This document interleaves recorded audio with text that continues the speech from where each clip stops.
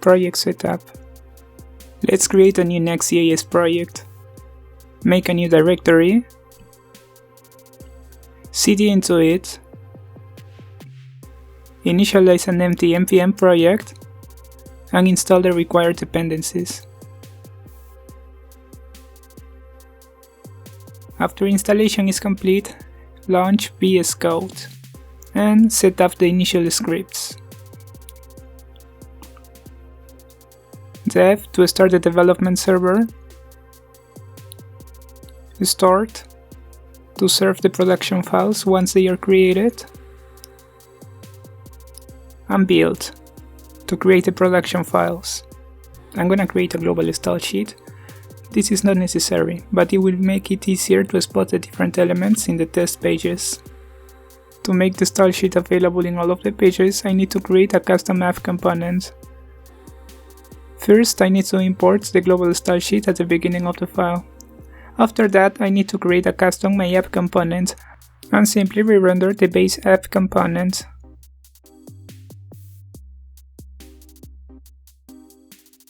getInitialProps. So basically the source code will pass through a build step. After that we'll get the production files. These files will be served by an SSR process, and this process will pick data from the API when necessary. This process will be exposed to the outside by an HTTP server, and the data will arrive to the browser.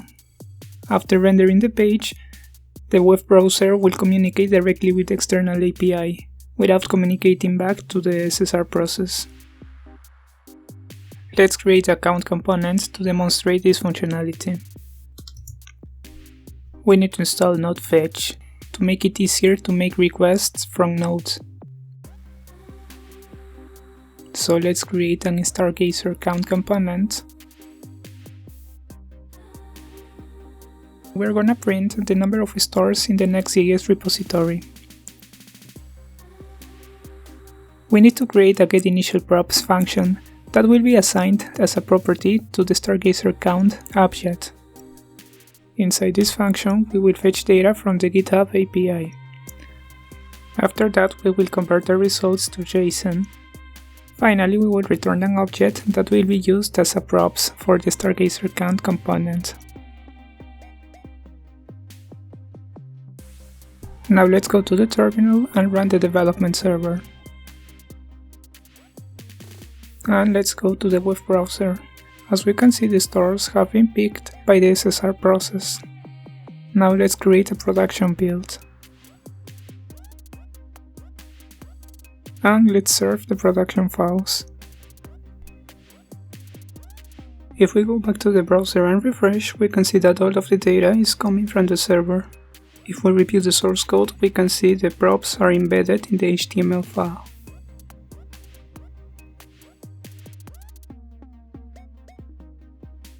Now let's create an index page.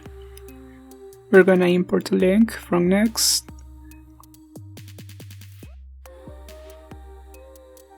And we're gonna link to the count component. This will change the behavior of getInitialProps. Now if we go back to the browser and click on the link, we can see that the data has been fetched directly from the API. But if we refresh the page, we can see that the data is coming back from the SSR process. getStaticProps. Similarly to the previous method, the source code will pass through the build step, and here we will fetch the data from the API. After that we will generate the production files, and these files will be served through an HTTP server to the browser, but no additional data will be fetched once the page is rendered. To get some fake data, we're gonna use JSON placeholder, and we're gonna fetch data from the posts endpoint. So let's create a posts component. I'm gonna extract a list of posts from the props, and I'm going to create a fragment. Inside the fragment, I'm gonna set getStaticProps as title, and I'm going to create a table. Inside the table header, I'm gonna print the ID, the user ID, and the title. And for the table body, I'm gonna map the list of posts. If we do not remember a property, we can go back to the JSON placeholder website and see what we can pick. So I'm gonna use the ID, user ID, and title.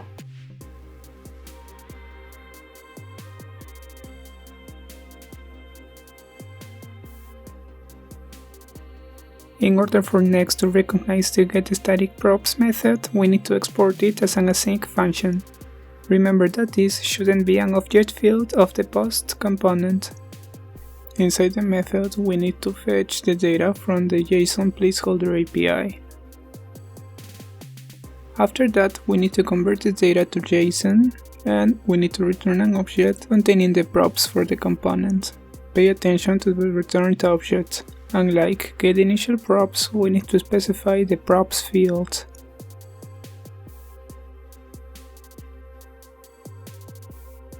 After visiting the browser, we can see that all of the posts are being printed correctly.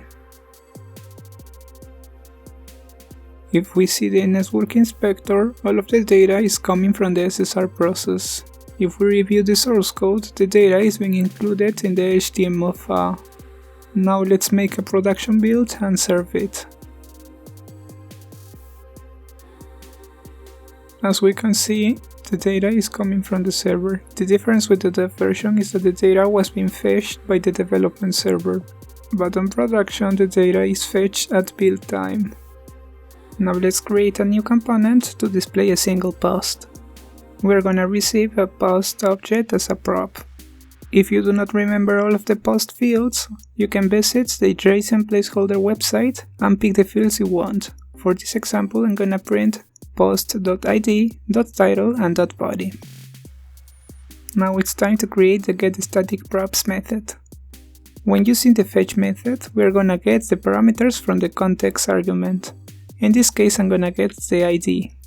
After that, I'm gonna return the props as usual and the post that we got before. When you visit the website, you're gonna notice that getStaticPaths is required. So let's go back to the editor and create the getStaticPaths method. Since getStaticProps is called at build time, when dealing with dynamic props, Next needs to know what paths it needs to fetch. In this case, there was no information about the paths that were going to be fetched. So, let's return an object containing the information about the paths. It will have a paths field, which will be an array, and a fallback. At the moment, fallback will be false. And the paths array will contain a list of paths that we want to be captured at build time. If we try with number 1, we get a different error. In this case, the data type must match, so let's convert the number 1 to a string. And the data is being fetched correctly. If we visit a post that has not been specified, it will throw a 404 error. Now let's add some additional pages. After visiting the browser, we can see that the new posts are working fine.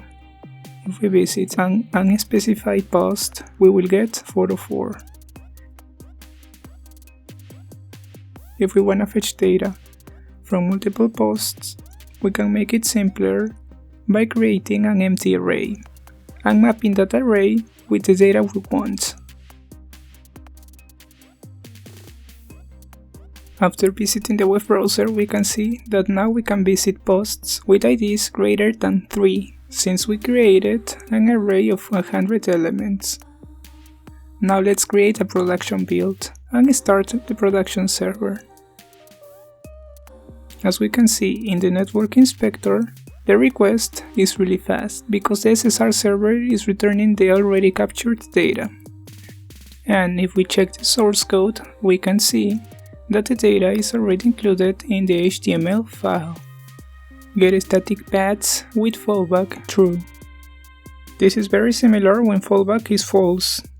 So the source code will go through the build step, data from the external API will be fetched in the build step, and the production files will be served by an SSR process, and the SSR process will be exposed through an HTTP server, and the data will arrive to the browser. However, if the data wasn't captured at the build process, the browser will make an additional request to the SSR process, and the SSR process will try to fetch data from the API. After that, the data will go back to the browser. This is especially useful when we want to take an action if a post is not found. So let's change fallback to true and start the dev server. If we visit an existing post, we're gonna get it as before. However, if we visit a non-existent post, we're gonna get an error. This is because we no longer get a 404 by default, but we need to handle what happens if the ID wasn't specified inside getStaticPaths. To know when fallback is true, we need to import useRouter from Next.js/router. Inside the component, we can use the useRouter hook to check if fallback is true. In this case, I'm gonna check if fallback is true and return a div with an unknown message. But what if we wanna redirect the page instead of returning a message? In that case, we need to use the replace method. You can get the replace method from the useRouter hook, however, do not use this method directly inside the component. It has to be used inside a useEffect call, so it gets executed at the client side. Also, remember to check his fallback again to return an empty page in the first render. Now, if we visit a post that doesn't exist, the browser will redirect us to the root page. If we create a production build and serve the production files, the behavior will be the same as expected. getServerSideProps. Here, no data will be fetched at the build step. Production files will be served by the SSR process, and the SSR process will be in charge of connecting to the API. Then this data will be exposed through an HTTP server to the browser. Each time the browser loads a page, the SSR process will fetch data from the API. This is especially useful if we do not know the data that we wanna get at build time, for example, for search queries. For this example, I'm gonna use RecipePuppy, which offers a free JSON API which requires no registration. So let's create a new JS file to search for recipes. Remember that Next will use any file name between square brackets as the field name that will be passed inside the context object. The component will be called recipes and will receive a list of recipes as a prop. Inside the component, we're gonna map the list of recipes. In this case, I'm gonna print the recipe title and the recipe ingredients. Now let's create the getServerSideProps method. Here we're gonna fetch data from the RecipePuppy API and we're gonna pass as a parameter context.params.query. Remember that query is the file name between brackets. Then we're gonna get the data as JSON and return an object containing the props. The data we receive from the API will contain a field named results. That's why I'm using recipes.results. Also remember to use the right protocol. HTTP is only okay for example, but for production HTTPS should be used. Back to the recipes component, I need to rename the results field.